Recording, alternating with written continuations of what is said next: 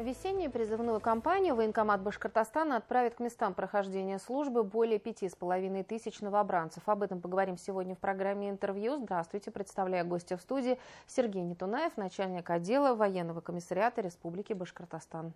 Сергей Николаевич, здравствуйте. Добрый день.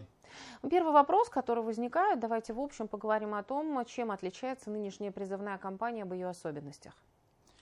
С 1 апреля стартовала призывная кампания. В соответствии с указом главы Республики Башкортостан на территории республики создано 69 призывных комиссий муниципальных образований, призывная комиссия республики, которые уже приступили к работе. На призывные комиссии мы планируем вызвать свыше 25 тысяч человек.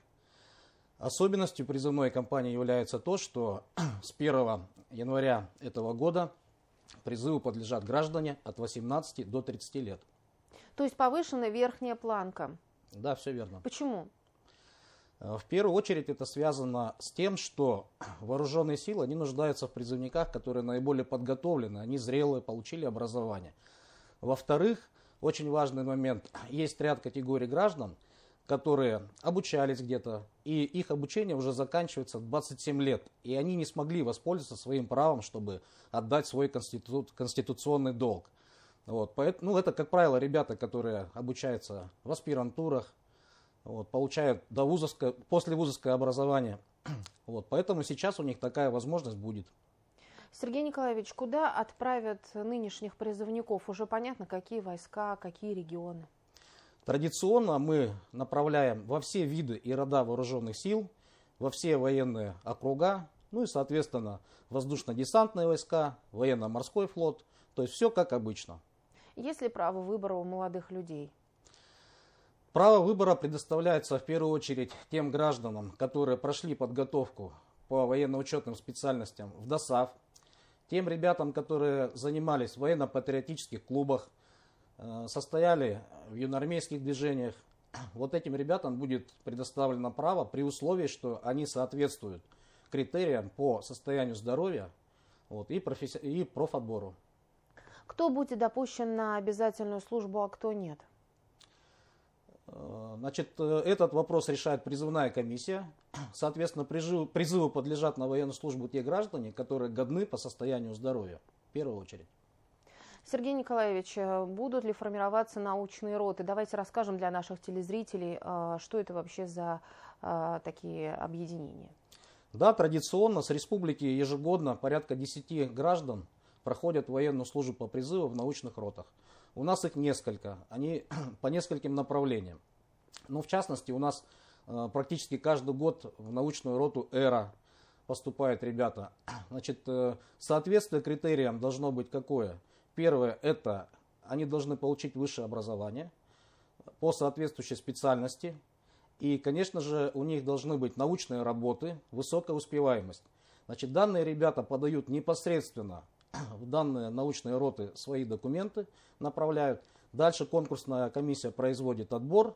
И в том случае, если гражданин прошел отбор, соответственно, мы уже его персонально направляем в данную научную роту. Какие это критерии отбора? Критерии отбора, во-первых, состояние здоровья, естественно, это первое, профотбор. А самое главное, что должно быть высшее образование с соответствующей специальностью. И успеваемость должна быть выше 4,5 балла. Мы разговаривали с одним из руководителей пункта отбора на военную службу по контракту и говорили о том, что сейчас есть именно специальные такие военные отряды, которые состоят при Министерстве обороны Российской Федерации, их отправляют на крайний север и так далее. И это уже совсем другие показатели. Можно об этом рассказать поподробнее?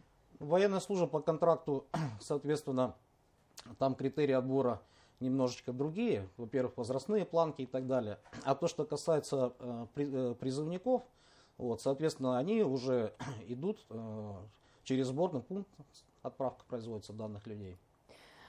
Не окажутся ли новобранцы нынешней весенней кампании 2024 года в зоне боевых действий? Это один из главных вопросов, который волнует как родителей, так и самих призывников. Я бы особо хотел подчеркнуть и успокоить всех родителей, что все военнослужащие будут направляться для прохождения службы только на территорию Российской Федерации и не будут направляться в зоны специальной военной операции, а также в наши новые регионы. Это Запорожская область, Херсонская область, ЛНР, ДНР.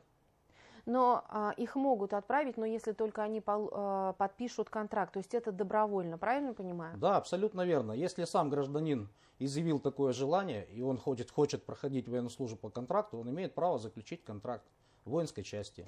Для примера скажу, что ряд призывников заключают контракты до прохождения службы. Вот, например, в 2023 году мы свыше 200 призывников у нас поступили на военную службу по контракту. Но при этом им не обязательно проходить срочную службу, они могут сразу отправиться на службу по контракту, правильно? Да, абсолютно верно. Насколько сейчас вообще изменился, может быть, менталитет наших молодых людей? С охотой ли идут на срочную службу? Что бы вы сказали? Какие ваши наблюдения? Я скажу так, что большинство ребят идут на военную службу, считая эту необходимость, и именно считая это долгом гражданина, патриота, мужчины. Основная масса именно с таким подходом идут на военную службу по призыву. Как родители относятся? Легко ли отпускают своих детей? Родители, конечно же, большинство родителей, они переживают. Они переживают, куда попадет, какую часть, как сложится служба и так далее. Но я просто могу сказать для примера, что у нас на протяжении последних 5 лет нет ни одного случая, чтобы какой-то военнослужащий по призыву совершил самовольное оставление части. Это говорит о том, что условия службы достойные, ребята служат и проблем особых ни у кого нет. Мы уже с вами говорили о том, что срочников отправят едва ли не во все роды войск и так далее, но, может быть, уже есть какие-то конкретные, допустим, что наибольшая часть понадобится в одном роде войск, ребят, кто-то, чуть поменьше, допустим, больше конкурса ВДВ. Можно вот здесь вот поподробнее рассказать? Порядка 200 человек, чуть более, мы направим в воздушно-десантные войска. Традиционно порядка 200-250 человек уйдет в военно-морской флот. Если говорить конкретно по округам, то есть в основном это сухопутные войска, то примерно в равных долях по округам у нас количество граждан будет уходить на военную службу. Как в целом обстоит именно набор на военную службу по призыву среди срочников? Насколько часто и активно идут молодые люди? Уже я не говорю о городах, я говорю о районах и населенных пунктах, селах. В принципе, все ребята прибывают на призывные комиссии, проходят. Главное, конечно, призывные комиссии на что нацелены, это определить четко категорию годности по состоянию здоровья, дабы какой-то больной человек не попал для прохождения службы. А так в целом все готовы. Многие ребята хотят служить именно в ВДВ, в военно-морском флоте, в Национальной гвардии.